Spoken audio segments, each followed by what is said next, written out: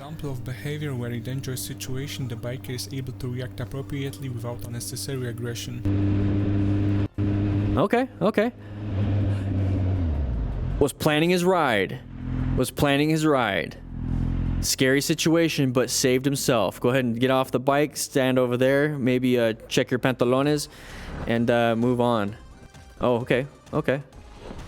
Something happened? Why is everybody... What was that, boss? He's like, I don't know. I wasn't paying attention. He didn't want to kill you. I didn't want to kill you. You're right, yeah? Bro. That's okay. There, man. That's safe, man. So I wanted to explain what happened here. So we're coming up to this point right here. We're going into an intersection type area. We are in an urban environment, but I see a vehicle in the turn lane, I believe, if that's a turn lane. But if not, this guy already knows. So we're going to be in orange stage. We're prepped and ready. We're covering the brakes. Maybe 2 hands on the handlebars, maybe relaxing, but he still was able to do stuff and get out of the way. So what he's doing is planning his ride. So he's positioned for safety away from these vehicles. We see something coming up. You'll see what he's going to do next. He located a hazardous situation. He's going to assess if this person's a relevant threat, because they could be going slow, right? Only reason why you're going slow in a lane that's supposed to be going forward at a speed is because we're turning. So let's go ahead and put that back on the board, and he's going to navigate that threat. If you notice, P is yellow, LA is orange, N is red. So if you don't know what that is the MTC awareness. Go ahead and plan. Get out of the way. There you go. MTC awareness stages, white, yellow, orange, red, and brown. We talk about that at the MTC Rider Academy. You guys should know that if you're already a part of the academy. So right here, already noticed that vehicle, you can see it on the white line, starting to turn its handlebars. We're doing this. Okay, we don't know if they're going to stop right now. We don't know if they're going to continue going, but we're doing this. I put my hand back on the handlebars, though, because it helps out in emergency maneuvers, obviously. But already positioning for a better, already getting himself in a better position for safety. Because what we want to do with position for safety, line of sight, have an escape route, and have good space cushions. Right now, he's going towards his escape route already before it's happening, because I'm going to put up total stopping distance here, but here it is, the sum of perception, reaction, braking distance. But with a swerve, sum of perception, reaction, and escape route. So here's the thing, is that we're going to go ahead and perceive it. We're going to react with a swerve into, yeah, here it is, into our escape route. So you can do that. So he's doing it right now. He's perceiving, already reacting, going for that escape route.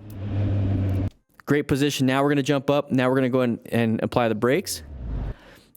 And we're swerving back into our lane so we don't go off the side. So very good job. This is a really good maneuver. I want you guys to see it, and we're going to move on.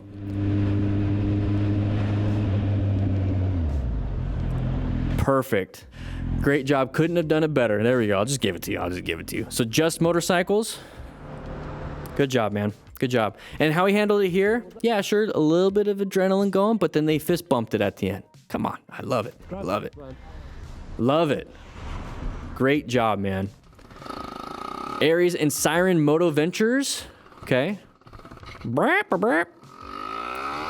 Oh, no. So write in the comments, what do you think happened here? This is a tight turn from a stop. Okay, so turn from a stop exercise that you learn in the MSF BRC. We teach the Smart Rider drills. There's a lot of lefty-loosey, righty-tighty stuff. And if you don't know what that is, once again, if you don't know what that is, on the MTC Rider Academy, you get the phone-friendly version of it, but we got a whole bunch of drills, crazy hard drills that you can do in a parking lot. And then we got some easy ones. So you start off with the easies. There you go, easy ones. But you practice your friction zone, throttle control. You practice all that stuff in your tight turns. So what happened here? Write it in the comments. I'm not even going to tell you. You hear that? Little hint. Uh-oh. We saw this at the beginning. What's going to happen? Doing some fun. Oh! What?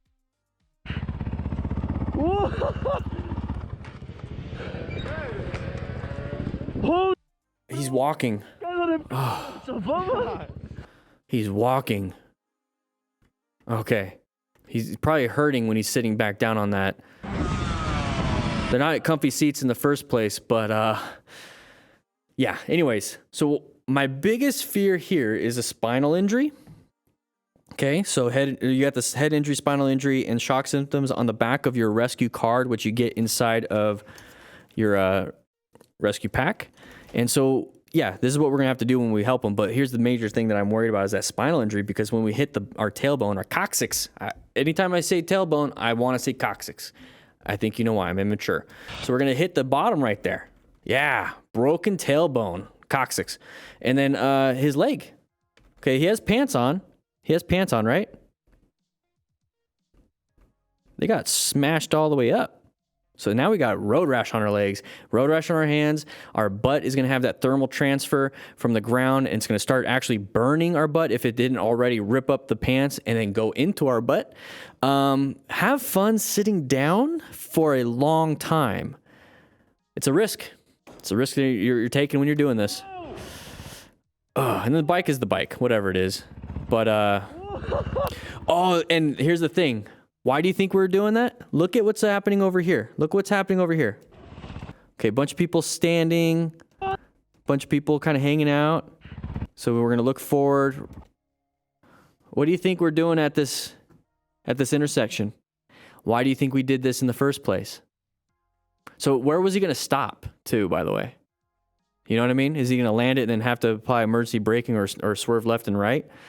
Not a smart move. Not a smart move. All right, so he's walking. That's good. He might not feel the pain yet, or he's still feeling it. Let's take a look at his pants. You saw that hanging down? No, not what I'm talking about. You guys are gross. Look at the pants all ripped up. All the underneath.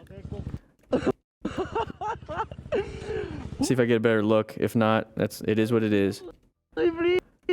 No, that's pretty much it. Let's move on. Ooh, rain. Ay. Road surface hazard. Conditions were enough of handicap, the biker could rely on the driver who couldn't keep a safe distance. Forgot Motostar's talks. All right, so road surface hazards, or traction is going to be a little bit awkward, a little bit different. So we're going to have to, oh, high rain, high water. I mean, not high rain. Whoa, did he get hit? Dude, he was handling it. I really thought it was going to be a road surface hazard crash. Check your body. Yeah, it might be painful. Dude, what the heck? Now, why did it happen? We can kind of take a look. Okay, we could take a little bit of a look. Okay, there's the impact.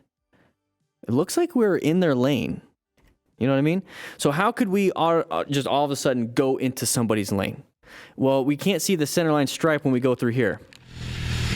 And we're trying to avoid the heavy or the deep puddle, so we started moving over to the right. So in this situation, definitely slow down, maybe switch lanes. I was worried about a road surface hazard because our tires can lose traction. You know, water and oil don't mix. So once water hits the ground, the oil is going to get on top of the water and start sliding off to the sides of the road if it has a good, slant. And that's American roads have that, or United States roads usually have that, by the way. I don't want to say they have it.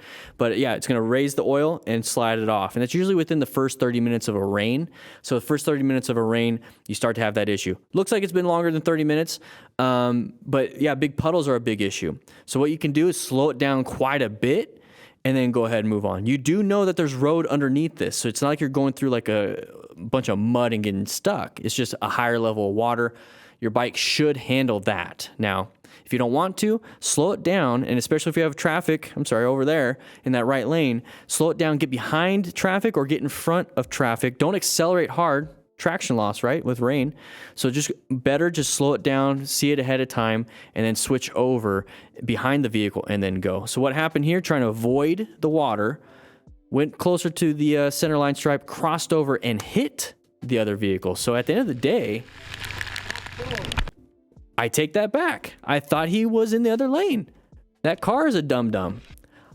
All right. Well, we have two different scenarios here. If he did cross into the lane, everything I just said before this is very applicable. Afterwards, I must have missed it. So this is a great thing about an after action. Not our fault. It's the same situation, but now we're going to be pissed.